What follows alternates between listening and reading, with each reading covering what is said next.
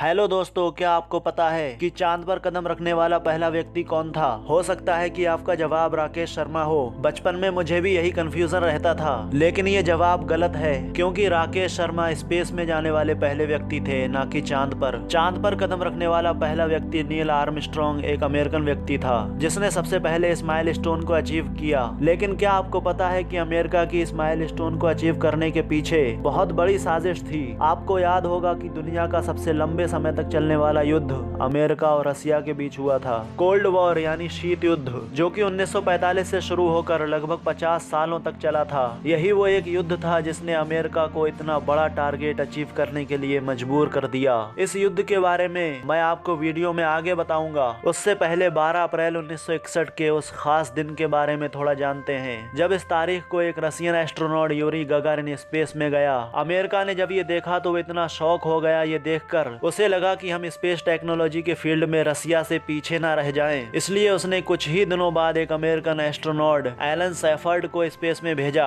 और अमेरिका यहीं तक सीमित नहीं रहा, बल्कि 16 जुलाई 1969 को वो अपना अपोलो 11 मिशन चांद के लिए रवाना कर देता है। और इसमें 3 American astronaut Neil Armstrong, Buzz Aldrin and Michael Collins बैठे हुए हैं। कुछ दिनों की मोहलत के बाद 20 जुलाई 1969 को ये अपोलो 11 मिशन चांद की सतह पर लैंड करता है और 8:04 पर नील आर्मस्ट्रॉन्ग चांद की सतह पर कदम रखते हैं और ये पहले इंसान बन जाते हैं चांद पर कदम रखने वाले।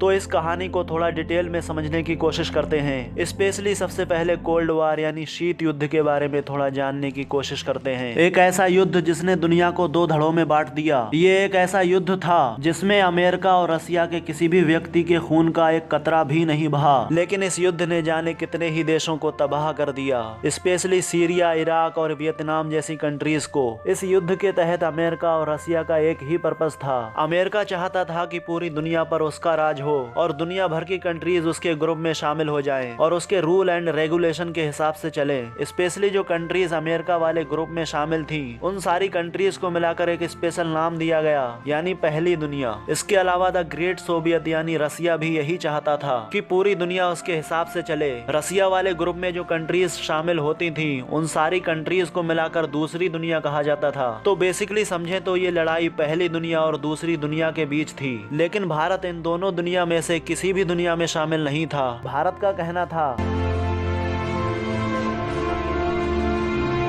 इस युद्ध की खराबी ये थी कि इस युद्ध में अमेरिका और रसिया कभी सामने से नहीं लड़े, बल्कि अगर कोई कंट्री अमेरिका के फेवर में आती तो रसिया उस कंट्री पर अटैक कर देता और उसे पूरी तरह से ध्वस्त कर देता, और अगर कोई कंट्री रसिया के फेवर में आती तो अमेरिका उस पर अटैक कर देता और उसे पूरी तरह से ध्वस्त कर देता। ऐसी दुनिया में बहुत सारी कंट्री हैं जो कोल्ड वॉर में बुरी तरह से डिमोलिश हो गई थी और आज के दिन तक उनकी अर्थव्यवस्था बुरी तरह से चरमराई हुई है। इन कंट्रीज में Syria, Iraq, Sri Lanka, Vietnam, north Korea और साउथ कोरिया जैसी कंट्रीज आती हैं। ये लड़ाई जमीन पर तो चल ही रही थी, बल्कि इसका असर स्पेस के फील्ड में भी साफ दिखाई दे रहा था। अगर रसिया कोई अपना स्पेस सैटेलाइट स्पेस में भेजता तो अमेरिका उसे काउंटर करने के लिए तुरंत अपना सैटेलाइट स्पेस में भेज देता था। जैसा कि वीडियो में मैं पहले ही बता चुका हूँ कि 12 अप्रैल 1961 को एक Russian astronaut Yuri Gagarin space में गए। फिर अमेरिका ने कुछ ही दिनों के बाद एक अमेरिकन एस्ट्रोनॉट एलन सैफर्ड को स्पेस में भेज दिया और इसके कुछ ही दिनों बाद 25 मई 1961 को American president John F Kennedy ने दुनिया के सामने ऐलान किया कि वो ये दशक खत्म होने से पहले पहले लोगों को चांद पर पहुंचाएंगे। और इसके बाद इस मिशन की तैयारियां बहुत तेजी से चलने लगी। इस अपोलो मिशन में जिन जिन इंस्ट्रूमेंट का यूज किया जाना था,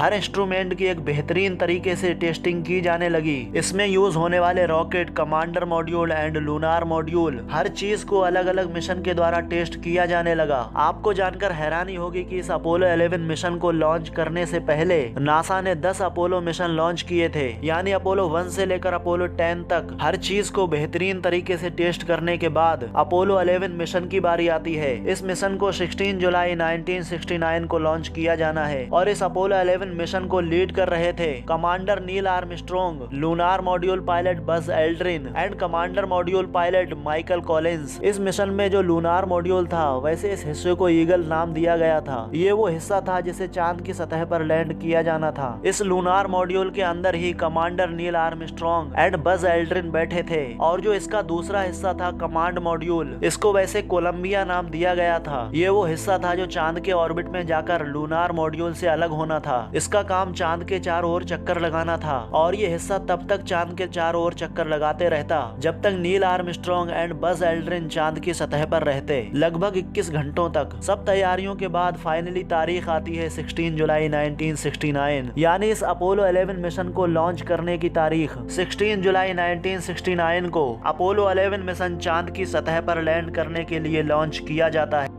2, 1, 0, all engine running.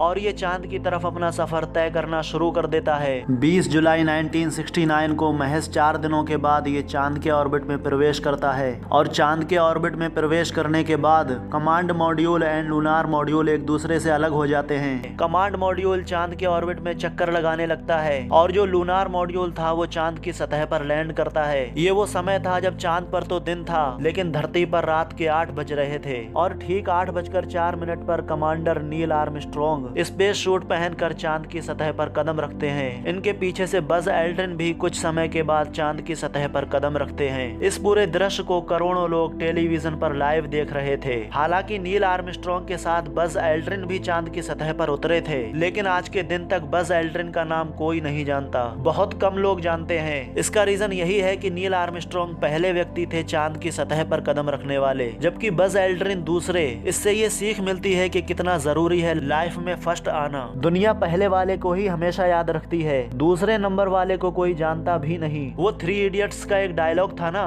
मून पे कदम रखने वाला पहला इंसान कौन था? Neil Armstrong sir. Obviously it is Neil Armstrong, we all know it. लेकिन दूसरा कौन था? Don't waste your time, it's not important. Nobody remembers the man who ever came second.